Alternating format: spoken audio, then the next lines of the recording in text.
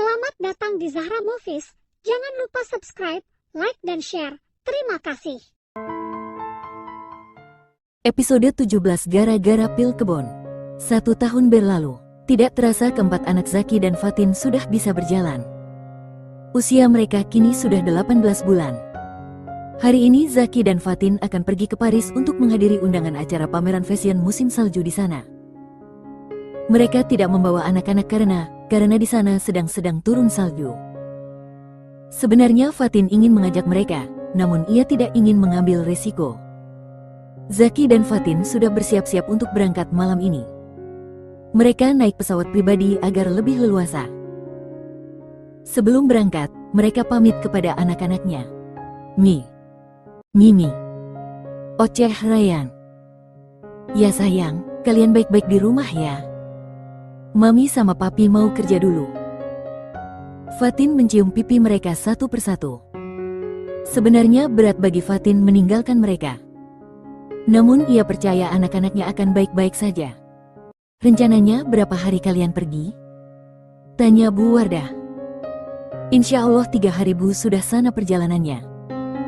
Jadi di sana paling cuma 1 malam saja. Sahut Zaki. Ya sudah, hati-hati. Sudah mau berangkat Mbak? Tanya Zahira. Iya nih, nitip anak-anak ya Tante. Fatin sudah merubah panggilan Tante kepada Zahira agar anak-anaknya terbiasa.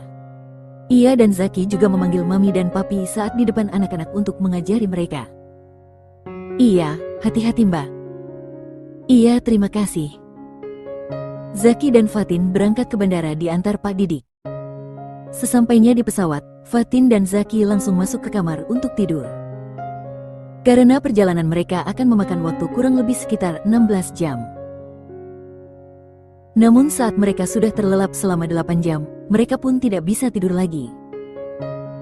Akhirnya mereka keluar dari kamar dan cuci muka. Mereka duduk dan menikmati makanan yang sudah disipkan seorang pramugari. Akhirnya setelah cukup lama menempuh perjalanan, mereka telah sampai di Bandara Internasional Charles de Gaulle di Paris pada jam 7 waktu Paris. Fatin dan Zaki sudah siap dengan mantel dan sepatu bootnya. Mereka sudah dijemput oleh sopir hotel tempat mereka akan menginap. Mereka pun langsung menuju ke hotel. Sampai di hotel, mereka diantar ke kamar sweet home dengan tempat tidur ukuran besar dan nuansa kamar yang begitu romantis. Karena balkon kamar tersebut pemandangannya langsung Menara Eiffel. Sebenarnya Fatin sudah pernah 2 kali ke Paris dan mengunjungi Menara Eiffel. Tapi saat itu ia masih SMP dan tidak seantusias sekarang. Apalagi kali ini ia kembali ke kota romantis ini bersama kekasih halalnya. Masya Allah, indahnya. Apalagi kalau malam hari pasti estetis sekali. Mas, kamu memang sengaja memilih kamar ini dan menghiasnya seperti ini? Tentu, aku ingin kamu nyaman. Dan, tentunya aku tidak ingin melewatkan waktu berdua kita. Ujar Zaki seraya memeluk istrinya dari belakang. Kamu bisanya memang mengambil kesempatan dalam kesempitan Mas. Karena yang sempit enak. Astaga, haha. Mereka pun segera mandi untuk sarapan pagi di restoran yang berada di dalam hotel. Setelah itu, mereka kembali ke kamar untuk bersantai sebelum berangkat ke acara pameran fashion musim salju nanti siang. Fatin menghubungi orang rumah untuk menanyakan keadaan anak-anaknya. Ternyata mereka sedang bermain bersama babysitternya di playground. Di Indonesia saat ini sudah jam 2 siang. Fatin merubah panggilan suara menjadi video call. Mimi. Di mana mewek saat melihat wajah maminya. Mam. Sahut Reina yang sedang memegang biskuit di tangannya. Hua. Mimi. Ryan menangis namun tak keluar air mata. Anak pintar, jangan nangis ya. Nanti mami belikan mainan. Mami sayang dan rindu kalian, Emwaj. Fatin segera mengakhiri panggilan video call-nya. Ia takut anak-anaknya semakin mewek melihatnya. Kenapa kamu kelihatan sedih, Hani? Baru kali ini aku jauh dari merek Mas. Sabar, besok kita sudah pulang. Lagian mereka memang perlu dilatihan untuk sesekali jauh dengan kita. Yang penting setiap kegiatan mereka bisa dipantau. Palingan juga mereka akting. Apalagi itu si Ryan, dia paling pintar cari perhatian kamu. Astaga, tega banget kamu, Mas. Kamu kira Ryan aktor cilik? Haha, bukan begitu. Anak itu terlampau peka. Jadi suka lebay. Kasihan kamu nak, papimu sudah menandaimu sebagai saingannya. Tenang saja, setelah ini aku akan memberimu saingan juga, Hani.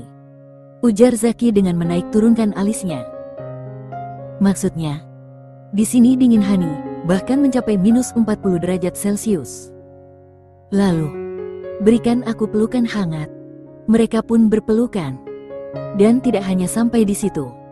Mereka terbawa dalam suasana romantis. Entah siapa yang memulainya. Namun saat ini mereka sudah tidak mengenakan sehelai kain pun. Mereka bersembunyi di balik selimut. Dan terjadilah apa yang harus terjadi.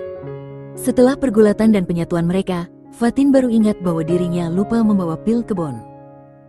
Dan kejadian barusan tentu tanpa direncanakan. Astaga, ada apa, Hani? Mas, aku lupa semalam waktu mau berangkat tidak minum pil kebon, dan pagi ini kita melakukannya. Bagaimana kalau kebobolan? Cuma sekali saja, Hani. Nggak bakal kebobolan. Tenanglah. Ah, mana aku lupa bawa pilnya. Sudah, jangan terlalu dipikirkan. Kalaupun kebobolan, aku bakal tanggung jawab. Ish, nyebelin. Kan, kamu memang papinya. Hahaha. Waktu telah menunjukkan jam 12 siang. Fatin dan Zaki baru saja selesai salat duhur. Setelah itu mereka siap-siap untuk pergi ke gedung tempat fashion show digelar. Tempatnya tidak terlalu jauh dari hotel. Kira-kira membutuhkan waktu 10 menit perjalanan. Udara di luar sangat dingin, mereka sudah siap dengan memakai kostum musim salju. Tak terkecuali sarung tangannya. Akhirnya mereka sampai di gedung tersebut. Sudah ada beberapa undangan yang sampai di tempat. Zaki disambut oleh seorang wanita asing yang telah mengundangnya. Anggap saja mereka berbahasa Inggris. Hai Tuan Abraham, selamat datang. Terima kasih Anda sudah mau memenuhi undangan kami. Suatu kebanggaan bagi saya, Miss. Saya juga berterima kasih telah diundang di acara yang berkompeten ini. Tuan Abraham, apa wanita di samping Anda ini adalah istri Anda yang seorang desainer itu? Ah iya, benar sekali. Perkenalkan, ini istriku namanya Salsa. Zaki Pel memperkenalkan dengan nama tersebut, karena memang Fatin lebih terkenal dengan nama tersebut. Fatin menjabat tangan Miss Lea. Miss Lea pun menerima jabatan tangannya. Wah, ini sangat luar biasa. Kalian adalah tamu spesial kami. Mari silahkan masuk. Terima kasih. Mereka membuka mantel, kemudian Zaki menuntun tangan Fatin untuk menggandeng lengannya. Mereka masuk ke dalam dengan percaya diri dan bergabung dengan yang lain. Fatin dan Zaki duduk di kursi yang sudah disediakan. Acara pun dimulai. Zaki dan Fatin menyaksikan model yang berlenggak-lenggok mengenakan kostum musim salju. Sesekali Fatin mengambil gambar mereka. Mas, aku suka dengan yang model itu. Setelah acara fashion show berakhir, Miss Lea minta kepada Zaki Fatin untuk memberikan buket bunga kepada desainer yang sudah menampilkan rancangannya hari ini. Setelah selesai, mereka diberi jamuan dessert dan salad. Zaki dan Fatin menikmati jamuan tersebut. Setelah acara benar-benar selesai, mereka pun menyempatkan diri untuk mampir ke Menara Eiffel. Mereka mengabadikan momen di depan Menara Eiffel. Mas, kamu pernah nyampe sini sama siapa? Aku tidak pernah ke sini meski sering datang ke kota ini. Kenapa? Tidak ada hal yang menarik di sini, kecuali hari ini. Maksudnya, kecuali hari ini datang ke tempat ini bersama wanita yang aku cintai, dan akan menemani sisa hidupku. Masya Allah, kamu kok jadi romantis gini, Mas? Kamu yang membuatku menjadi orang yang romantis, Hani. Setelah itu, Fatin mengajak Zaki untuk mampir ke pusat pembelanjaan, karena ia ingin membelikan oleh-oleh untuk anak-anaknya dan keluarga yang lain. Setelah puas berbelanja, mereka kembali ke hotel. Sampai di hotel, Fatin dan Zaki langsung mandi air hangat kemudian salat maghrib. Mereka bersantai menunggu waktu isyak sambil nonton televisi. Fatin ingin menelpon babysitternya anak-anak, namun Zaki mencegahnya karena waktu di Indonesia tentu lebih malam daripada di Paris. Dan mereka pasti sudah tidur. Aku lupa, Mas. Makanya aku ingetin, Hani. Setelah salat isyak, mereka siap-siap untuk makan malam. Kali ini Zaki mengajak Fatin makan malam di sebuah restoran yang tidak jauh dari hotel. Ia sengaja mengajaknya makan di restoran tersebut, karena di sana banyak pilihan menu daripada di restoran dalam hotel. Sebelum berangkat, Zaki mengalungkan syal ke leher Fatin. "Terima kasih, sayang," ucap Fatin dengan nada manja. "Oh no, jangan terlalu manis. Aku bisa memakanmu sekarang juga, honey." "Ish, jangan gila kamu mas. Ayo berangkat, aku sudah lapar sekali," ujar Fatin seraya mengelus perutnya. Mereka pun berangkat ke restoran yang dimaksud. Sampai di sana Fatin memesan makanan yang bisa menghangatkan tubuhnya dan cocok untuk lidahnya. Ia sama dengan sang bunda, susah untuk menerima makanan luar. Mereka makan dengan suasana romantis ditemani suara biola yang mendayu-dayu. "Mas, di luar turun salju." "Wah iya. Baru kali ini aku keluar negeri bertepatan dengan musim salju, mas. Rasanya bagaimana, honey?" "Ya, senang sih. Bisa melihat turunnya salju secara langsung. Tapi dinginnya kebangetan ya. Kan ada aku yang bisa menghangatkan," ujar Zaki dengan tersenyum. Ya, terserah kamu mas." Setelah selesai makan malam, mereka langsung kembali ke hotel. Mereka berdua menggigil kedinginan. Zaki tidak melewatkan malam ini begitu saja. Pisang rajanya masih mampu bertempur untuk 2 ronde malam ini. Meski sebenarnya Fatin malas untuk mandi dan keramas, namun ia tidak bisa menolak keinginan pisang raja. Fix ini adalah second honeymoon untuk mereka berdua. Mereka masih bersembunyi di balik selimut dan mematikan AC kamarnya. "Mas, ini sudah 3 kali loh, kalau nanti benar-benar kebobolan gimana?" "Nggak apa-apa, honey. Mumpung masih muda. Ngomong sih enak mas. Yang mengandung dan yang melahirkan aku. Itu si Ryan nanti pasti banyak drama kalau punya adik. Si Ken saja diboleh digendong aku. Bikinnya kan juga enak, honey." "Astagfirullah. Fix kamu sudah ketularan Bang Arya mas." Haha. Pagi harinya, setelah salat subuh mereka sudah siap-siap untuk kembali ke Indonesia. Barang-barang mereka sudah diangkut ke dalam mobil oleh seorang pelayan hotel. Mereka pun berangkat menuju Bandar Udara Internasional. Setelah menempuh perjalanan yang cukup panjang, akhirnya mereka sampai di Bandar Udara Soekarno-Hatta. Mereka sampai sekitar jam 7 malam. Pak Didik sudah menunggu mereka. "Selamat malam Tuan." "Selamat malam Pak Didik. Tolong bawa ke mobil barang-barangnya Pak." "Baik Tuan." Fatin tidak sabar ingin segera sampai di rumah, karena di matanya selalu terbayang-bayang wajah keempat anaknya yang lucu dan menggemaskan itu. Ia tidak sabar ingin segera sampai di rumah. Akhirnya mereka sampai di rumah. Ternyata orang rumah sedang menunggu kedatangan mereka. Mi. Ryan berlari ke arah sang mami. Pi. Rihanna berlari ke arah sang kali. Sedangkan Rayhan dan Reina hanya tersenyum menampakkan giginya melihat kedatangan mereka.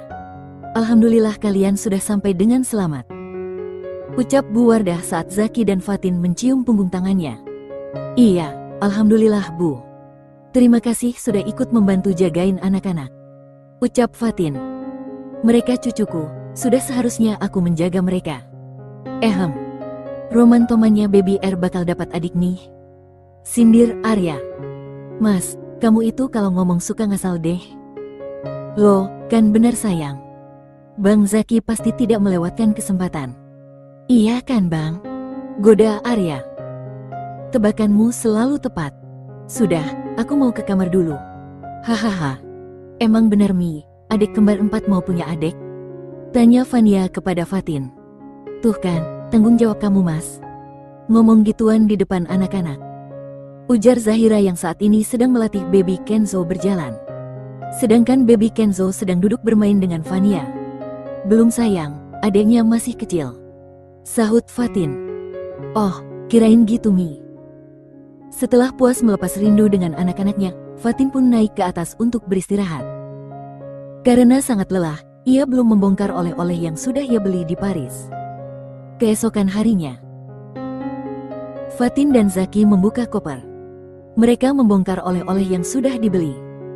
Mereka pun membagikannya kepada orang rumah. Setelah itu mereka melakukan rutinitas seperti biasanya. Hari ini mereka pun langsung masuk ke kantor karena mereka akan kedatangan tamu investor dari Jepang. Tentu saja Fatin mendampingi suaminya, karena ia tidak ingin melewatkan apapun. Setahu Fatin investor tersebut adalah seorang perempuan, dan usut punya usut dulu ia sangat tertarik kepada Zaki. Namun Zaki sama sekali tidak menggubrisnya, karena ia murni berhubungan dengannya untuk bisnis. Tentu saja Fatin mengetahui hal tersebut dari Benny. Bukan Fatin tidak percaya kepada suaminya, namun ia memang harus waspada. Karena suaminya memang rawan didekati wanita-wanita gatal. Sebenarnya dulu ayah Zaki lah yang bekerja sama dengan ayahnya Nona Narumi, namun setelah ayahnya meninggal, dia yang menggantikan karena dia satu-satunya ahli warisnya. Anggap saja mereka sedang berbahasa Inggris. Tuan Zaki, sudah lama saya tidak ke kantor ini, ternyata sudah banyak berubah. Ternyata bukan bisnisnya saja yang naik pesat. Tentu saja, ini berkat istriku. Ujar Zaki memuji istrinya seraya merangkulnya. Nona Narumi tersenyum sinis mendengar pernyataan Zaki. Oh, saya rasa dari tadi Anda sangat memuji istri Anda. Bukankah semua ini berkat kerja keras Anda? Narumi berkata seperti itu, karena ia mengira Fatin tidak bisa dan tidak mengerti bahasa Inggris. Anda salah besar. Istriku yang membawa keberuntungan.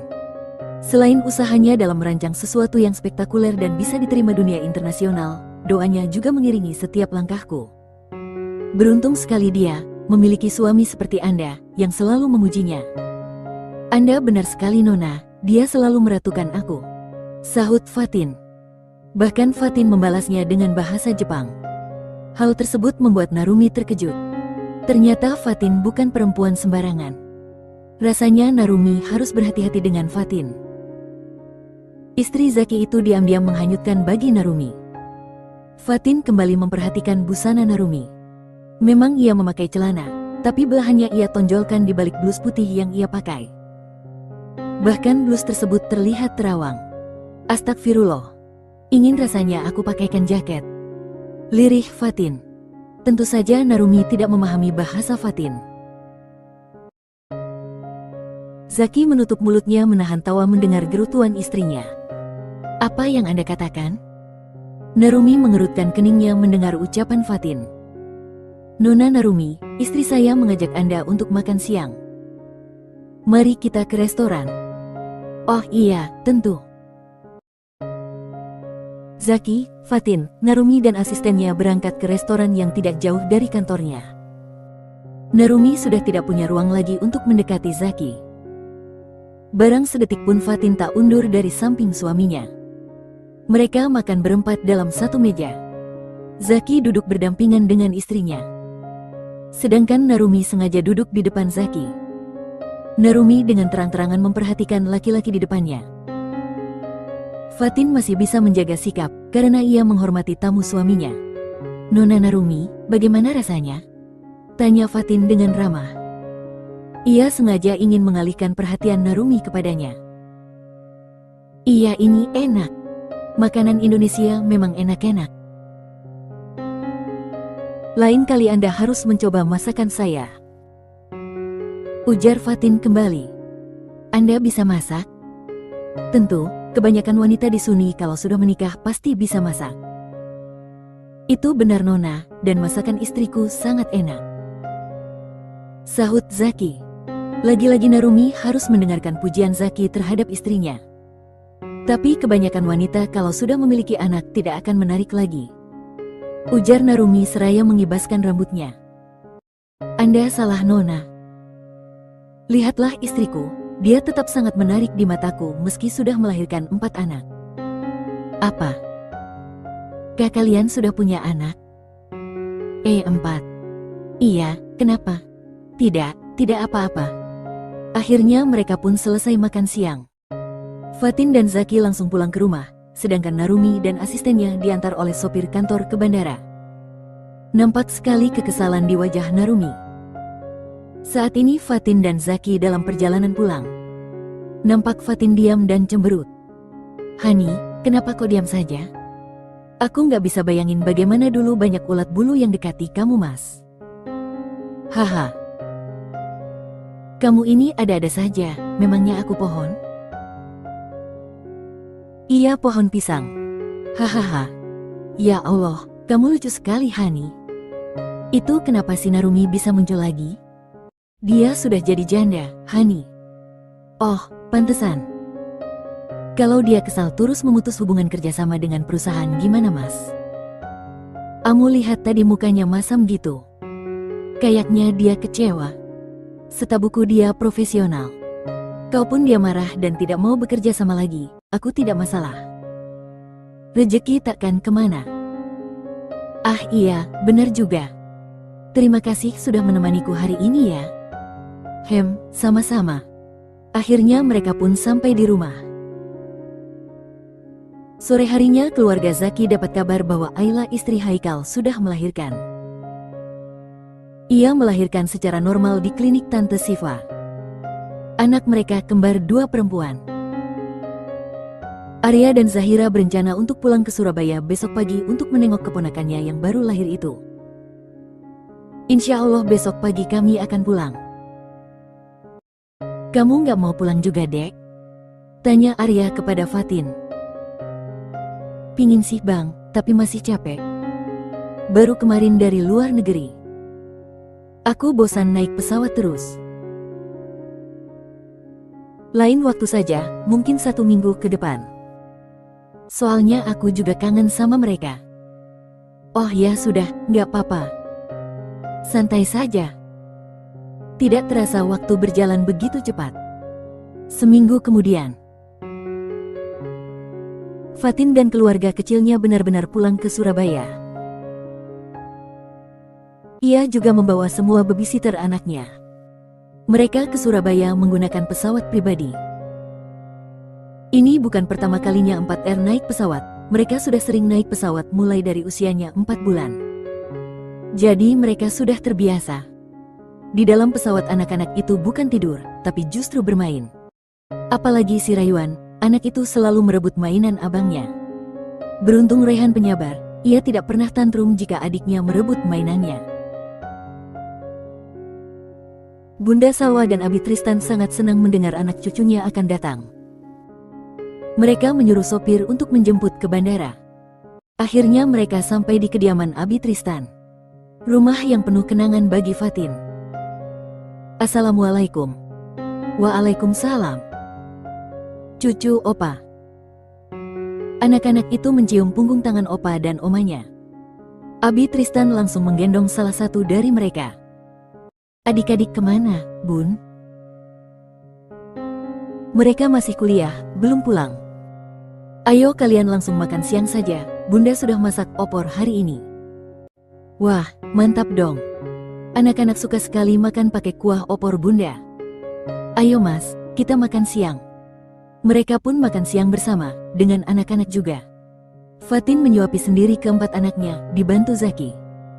Bunda Salwa senang melihat Fatin Hang cukup telaten meski dalam kesehariannya masih dibantu babysitter. Ia tidak menyangka putrinya yang manja itu bisa menikmati perannya sebagai seorang istri dan seorang ibu. Bunda, bagaimana dengan Kamelia? Kamelia itu anaknya pemalu ya, Tin? Tapi Bunda suka, dia nggak neko-neko. Kadang dia suka bantu pekerjaan rumah kalau lagi libur. Alhamdulillah, ia dari awal aku sudah lihat dia itu anak baik dan berkompeten. Makanya aku rekrut. Iya, bagus kamu rekrut orang sepertinya. Sekedar info, Kamelia anak Pak Joko yang ikut bekerja dengan Fatin sudah dipindah tugas di Surabaya 3 bulan yang lalu untuk menjaga galeri membantu Mimi. Justru Kamelia punya keahlian mendesain dan sangat membantu Mimi karena ia hanya bisa menjaga dan mengecek saja. Kamelia tinggal di rumah Fatin, tepatnya di pavilion belakang rumah. Memang pavilion tersebut kosong, dulu pernah dibuat tempat produksi oleh Fatin. Setelah makan siang, bocil-bocil mengantuk. Mereka dibawa babysitter untuk tidur siang. Sementara Zaki, seperti biasanya kalau pulang ke Surabaya, ia pasti memperhatikan burung-burung peliharaan Abi Tristan. Sejak 2 tahun lalu, mertuanya itu hobi koleksi burung murai batu. Zaki dan Abi Tristan ngobrol masalah burung. Sementara Fatin dan Bunda Salwa melanjutkan obrolan mereka. Sore harinya, Fatin dan Zaki berkunjung ke rumah Om Salman untuk melihat baby kembar Haikal dan Ayla. Si kembar 4 tidak mereka bawa. Mereka mampir untuk membeli hadiah untuk si kembar di toko baby shop ternama di kota itu. Butuh waktu 1 jam untuk sampai di rumah Om Salman. Karena sore hari waktunya orang pulang kerja, jadi jalanan cukup macet. Akhirnya mereka sampai. Om Salman sangat senang karena keponakannya datang. Ia bahkan memeluk Fatin dengan erat. Om, awas dilirik pawangku. Haha. Biarin, Om gak takut. Kalau dia berani sama Om, tak culik kamu. Zaki tersenyum mendengar candaan Om Salman.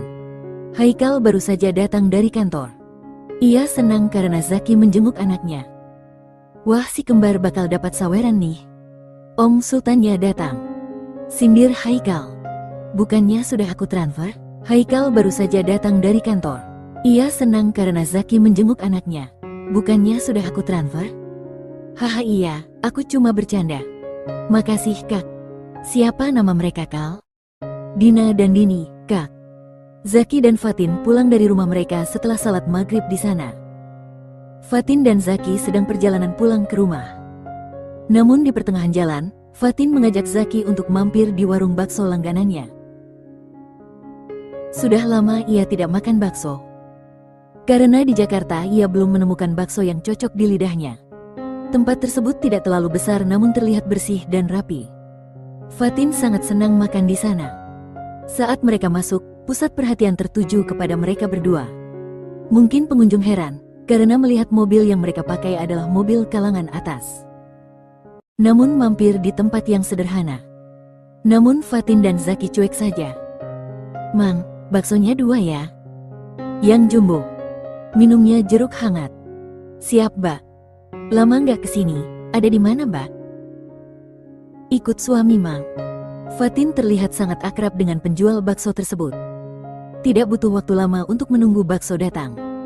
Sebenarnya Zaki tidak terlalu suka bakso.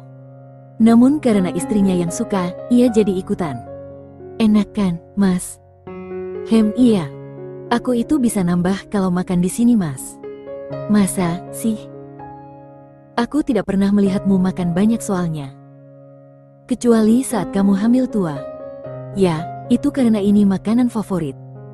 Setelah selesai makan bakso, mereka pun melanjutkan perjalanan pulang.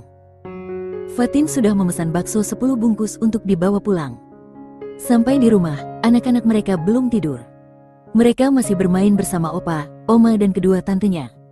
Ryan sedang asik main kuda-kudaan bersama Opa Tristan. Rihanna dan Reina main boneka bersama kedua tantenya. Sedangkan Rayhan sedang asik menyusun Lego bersama Oma Salwa. Bunda, ini aku belikan bakso. Banyak sekali. Untuk yang lain juga, Bunda. Bunda Salwa membagikan bakso tersebut kepada babysitter dan asisten rumah tangganya. Keesokan harinya, Fatin dan Zaki membawa anak-anaknya berkunjung ke rumah Opa Haris. Tentu saja Opa Haris dan Oma Raisya sangat senang. Mereka sangat antusias menyambut kedatangan cucu dan cicitnya. Tante Ayuni juga menyambut kedatangan mereka.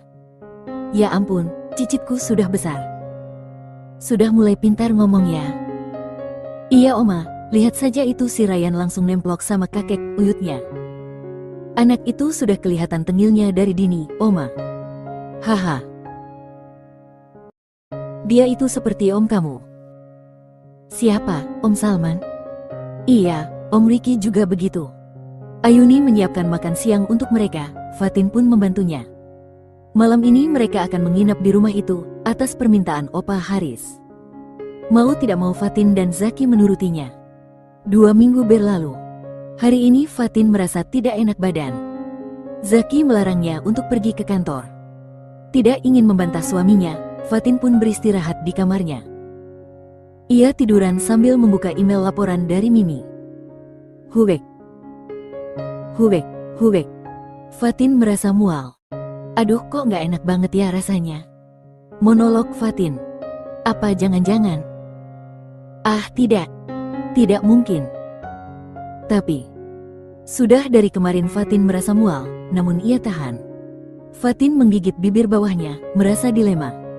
Ia baru ingat kalau dirinya sudah telat datang bulan 2 hari. Tapi memang sejak minum pil kebon, haidnya tidak teratur. Fatin pun segera mengecek laci, ia mencari test pack yang ia beli beberapa hari yang lalu untuk berjaga-jaga. Dan ternyata memang masih ada. Aku coba besok pagi saja deh. Sore harinya saat Zaki pulang kerja, Fatin masih bisa menyambutnya seperti biasanya. Namun wajahnya kelihatan pucat. "Hani, kita periksa saja ya."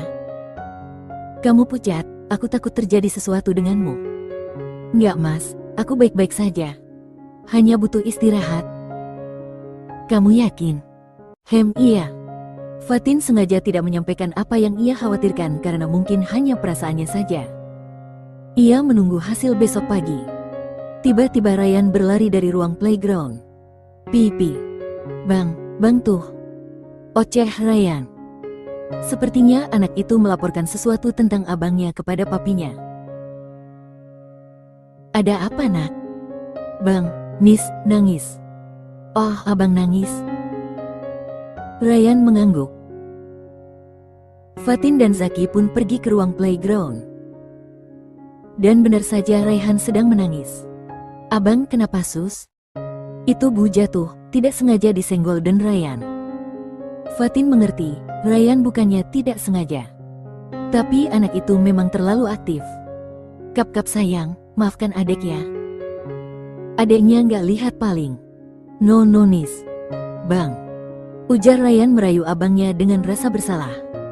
"Ryan, ayo saling minta maaf sama abang." Bang. Ryan menepuk-nepuk baju Rayhan sedang bersembunyi mendekap tubuh sang mami. "Ayo adiknya dimaafin ya." Rayhan mengangguk. Ia memberikan tangannya kepada Ryan. Setelah itu mereka berpelukan. Setelah selesai perdramaan si bocil, Zaki dan Fatin masuk ke kamarnya. Keesokan harinya, Fatin bangun lebih awal. Ia masuk ke kamar mandi dan membawa tespek yang ia simpan di laci. Fatin juga membawa cawan kecil sudah ia sediakan dari kemarin. Setelah ia menampung air seni di dalam cawan, ia memasukkan alat tespek. Saat ini hatinya sedang harap-harap cemas menunggu hasil tespek. Ia memejamkan matanya, namun sesekali mengintip. Setelah 2 menit ia pun melihatnya. 2 garis. Ucap Fatin seraya menutup mulutnya dengan sebelah tangannya. Sontak matanya berkaca-kaca. Ia bingung menanggapinya, antara senang dan sedih.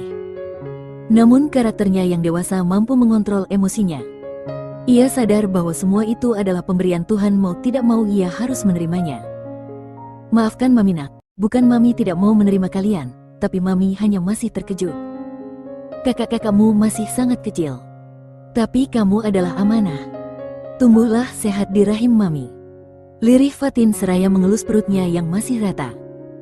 Fatin segera menyimpan alat tespek tersebut di dalam laci, kemudian ia membangunkan suaminya untuk salat subuh. Mereka pun salat subuh berjamaah. Setelah itu Fatin mengulang hafalannya. Fatin masih belum memberitahukan kepada Zaki, ia ingin menunggu waktu yang pas. Setelah selesai mengulang hafalannya, Fatin membuka mukenahnya. Ia memakai jilbab rumahan kemudian pergi ke kamar anak-anaknya. Di sana Fatin memperhatikan Rayhan dan asik adiknya yang masih tidur. Fatin mengusap kepala mereka satu persatu. "Sekecil kalian sudah mau punya adik. Maafkan Mami nak." Lirih Fatin. Seraya mengusap matanya yang berembun. Entah kenapa ia sangat sensitif. "Hani." Syara Zaki mengejutkannya. Iya mas. Kamu kenapa?" Zaki memperhatikan istrinya. Ia melihat ada yang berbeda. "Kamu kelihatan sedih, kamu sakit? Ayo kita ke rumah sakit saja. Aku tidak mau kamu kenapa-napa." "Aku nggak sakit mas." "Dari kemarin bilangnya gitu. Lah ini sekarang masih pucat gini." "Kalau nggak mau ke rumah sakit, biar aku panggil dokter saja." Ujar Zaki, lalu beranjak. Mau kemana kamu mas?" "Nelpon dokter." Nggak usah. Aku bukan sakit, tapi kenapa? Aku hamil." Ujar Fatin sambil menundukkan kepala. Sontak Zaki duduk kembali mendekati istrinya. "Apa, kamu hamil?" Fatin menganggukkan kepala. Sontak Zaki memeluk istrinya. Ia sangat bahagia mendengar hal tersebut. "Terima kasih, Hani." Ujar Zaki seraya mengecup kening Fatin. Mi. Rayhan terbangun. Zaki langsung menggedong Rayhan. Setelah anak-anaknya bangun semua, Fatin dan Zaki memandikan mereka. Babysitter membantu memakaikan baju mereka. Sus, nanti bawa mereka ke bawah untuk sarapan. Iya nyonya, jawab babysitter serentak. Fatin dan Zaki kembali ke kamarnya. Di dalam kamar Zaki melihat istrinya masih gundah. Hani, kamu terlihat sedih. Apa kamu menyesal? Tidak, bukan begitu mas. Aku hanya masih terkejut. Kamu lihat sendiri anak-anak kita mas. Mereka masih sangat membutuhkan perhatian kita. Aku takut tidak bisa membagi waktuku. Tidak, bukan begitu mas. Aku hanya masih terkejut. Kamu lihat sendiri anak-anak kita mas. Mereka masih sangat membutuhkan perhatian kita. Aku takut tidak bisa membagi waktuku. Hani, Allah sudah memberi amanah untuk kita. Berarti Allah tahu kalau kita bisa menjalankan amanah ini. Iya kamu benar mas. Di luar sana banyak yang menginginkan anak, namun tak seberuntung kita. Ujar Fatin seraya tersenyum. Nah gitu dong. Kamu harus semangat, harus sehat. Selama hamil kamu tidak perlu ke kantor. Di rumah saja, temani anak-anak bermain. Kalaupun kamu mau berkarya, di rumah saja. Bisa kan, Hani? Fatin pun segera menelpon Bunda Salwa. Assalamualaikum. Waalaikumsalam, Fatin. Bunda, gimana kabarnya? Alhamdulillah, Bunda dan keluarga di sini sehat. Kalian bagaimana? Alhamdulillah sehat semua. Bunda, ada yang ingin Fatin sampaikan. Apa itu? Kok kedengarannya serius sekali? Bunda, Fatin hamil lagi. Masya Allah. Alhamdulillah. Ini kabar bahagia, abimu pasti senang. Tapi Fatin kasihan sama Raihan dan adik-adiknya, Bunda. Mereka masih kecil. Nggak apa-apa. Selama mereka tidak kekurangan perhatian dan kasih sayang dari kalian. Dulu waktu Bunda mengandung Winda dan Windy, kamu dan abangmu juga lebih muda dari Raihan. Jalani saja, insya Allah mereka akan menjadi sumber rezeki untuk kalian. Iya Bunda, terima kasih. Sehat-sehat ya, istirahat yang cukup. Jangan kerja dulu. Iya Bun. Ya sudah salam sama Abi dan yang lain. Assalamualaikum. Waalaikumsalam. Fatin bisa lebih tenang setelah menelpon sang bunda. Ia bisa berkaca kepada bundanya. Setelah Zaki sudah rapi dengan pakaian kantornya, mereka pun turun untuk sarapan. Loh Fatin kok belum siap-siap? Nggak ke kantor? Tidak Bu. Kenapa? Apa masih tidak enak badan?